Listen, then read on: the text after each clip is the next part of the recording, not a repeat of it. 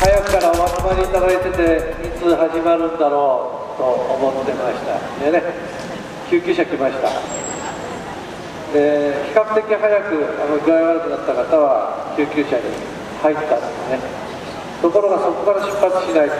これが今の埼玉の医療問題。私ども8年前に吉川春子さんを押し立てて、この問題を初めて県知事選挙の中で大きくクローズアップしました。埼玉県は人口10万人あたりの医師の数、看護師の数が最低だ、47番目だよ、こういう話をしました。実は OECD 主要35カ国の中で日本は最低なんです、ね、OECD の中で最低で、その最低の日本の中で埼玉県は47位ということは世界一最低だということなんですよね。で、そういうふうに8年前申し上げたら、上田先生は10万人あたりでは最下位かもしれないけども、埼玉県って面積の小さい国です、県ですので、面積あたりでいうと全国6位だって言いましたけども、しかし実態としてはその後ですね、選挙が終わった直後、春日部市民病院が9月から小児科と産科の診療を閉鎖するということが新聞発表になりました。8年前ですよ、ね、そしてその年の暮れ12月に秩父市の市長さんが、秩父郡内に第3次救急がないんです。高度救命機能を持った病院がないんです。大里郡の深谷に1隻まで行かないとないんです。で、秩父としても非常に医師不足が深刻ですから、市長さんがですね、秩父市としては自分たちの町からそうした医師を志す若者を、これに奨学金制度を作って応援するというのを、今から7年前ですかね、8年前、その辺ですよ、やったんですよ。で、実は2年前、私キャラバンで秩父市に行きました。そしたら秩父市の保健福祉部長が対応してくれましてね、うちの市で作ったその奨学金、医師の奨学金制度で、いよいよ第1号が来年からっていうか去年だと思いますが、来年から秩父市民病院に入ります。私ね、これ本当に立派なお仕事だと思いました。そしてあと2年後には第2号が控えてます。で、しかもその秩父市民病院では周産期小児科の問題についても、諸山にある埼玉医科大学の小児科部長さんなどを招聘して市民病院の小児科体制を維持する。やっぱりね、こういう工夫を県がね、どういうふうにできるかということが大事だと思います。先ほども出発するまでには病院探してるわけでしょ。すぐそこに独協があるんですよね。近所に病院がいっぱいあるんです。しかし満床であったり、救急対応ができない、状況はどうだったか分かりませんけども、そういういわゆる医療設備、医療施策の貧困の中で、いわゆるその新聞でたらい回しってこう言われますが、たらい回しじゃないんですよね。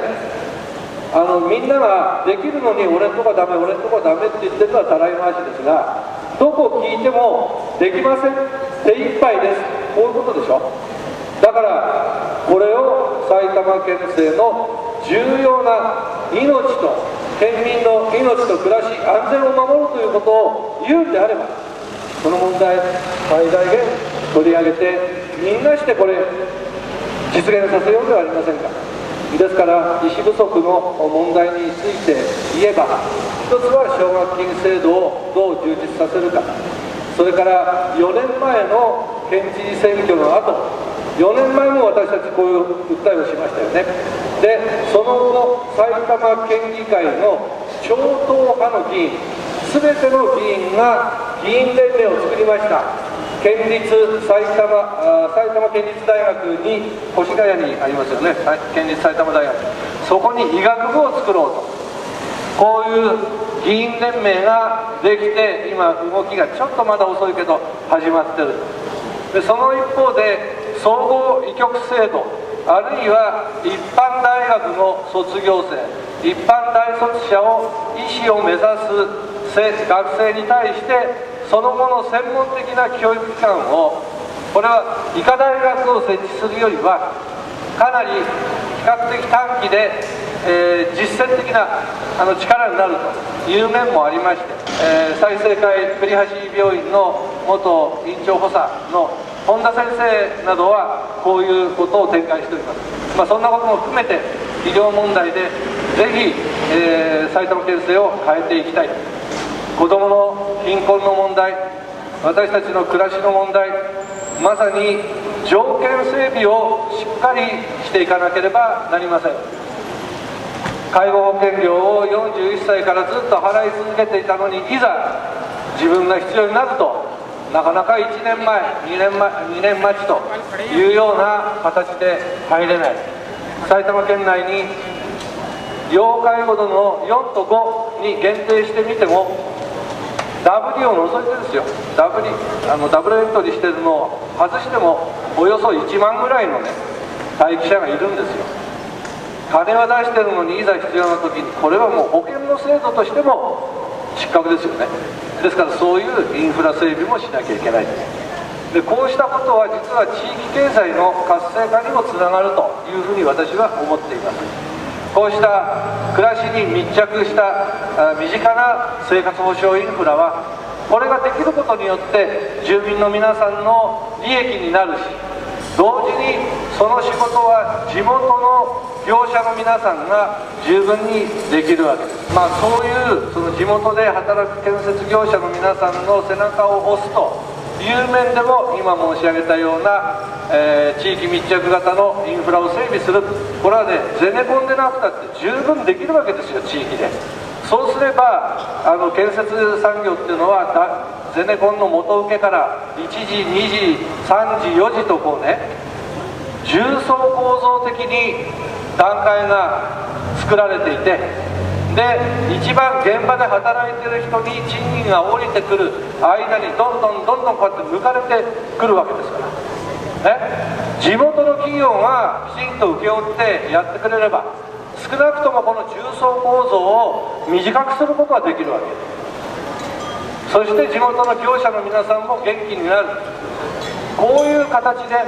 社会保障インフラの整備と地域経済の活性化再生、これをきちんとリンクさせながらみんなで工夫してやっていこう、これが私の政策でございます。さあ、こうした政策を実現していく上で一番の根源は、この国が平和であるということです。戦争が始まったら人権もへったくれもないですよ、今本当に70年間世界で192の国連加盟国がありますが、本当にね、この70年もの間戦争はなく、自衛隊が海外に出てって外国人を殺したり、外国の兵隊から自衛隊員が殺されたり、こういうことがなくて済んできたわけです。そして世界の国々、特に中東諸国からは、日本は憲法、平和憲法9条を持つ国として尊敬をされ、親日派が中東の中に多いというのも、そうした平和憲法を皆さんの力で守り抜いてきた、このことの大きな成果だと思うんです。これを今大きく変えようってわけでしょ。エジプトに行って余計なことを安倍先生言ってきてね、ああいうことになってきますと、やっぱりこの国が攻撃の対象になる、こういうことは十分考えられますよ。私が勤務し、現在も隣の清瀬に引っ越しちゃったわけですが、新座には米軍の大和田通信基地があります。所沢にも基地があります。そして入間の航空自衛隊の基地、ここには自衛隊専用病院を作るという計画もあります。本当に今安倍政権の暴走を許し、戦争する国になったとしたら、この国が集団的自衛権の行使によってこの国が攻撃の対象になるということは十分考えられる。そして子どもたちが戦争に駆り出される、これは何としても止めなきゃいけない。こうした2つの柱をきちんと据えながら、私たち短期間でありますが、皆さんと一緒に知恵と工夫を凝らしながら、一緒にこの暑い夏を戦い抜き、そして知事の座に座る、こういう決意でございます。どうぞ皆さん、周りの多くの人に広げていただいて、そういう嵐を吹き起こそうではありませんか。その先頭に立って頑張ることを申し上げて、この場からのお訴えとさせていただきます。どうぞ皆さんよろしくお願いいたします。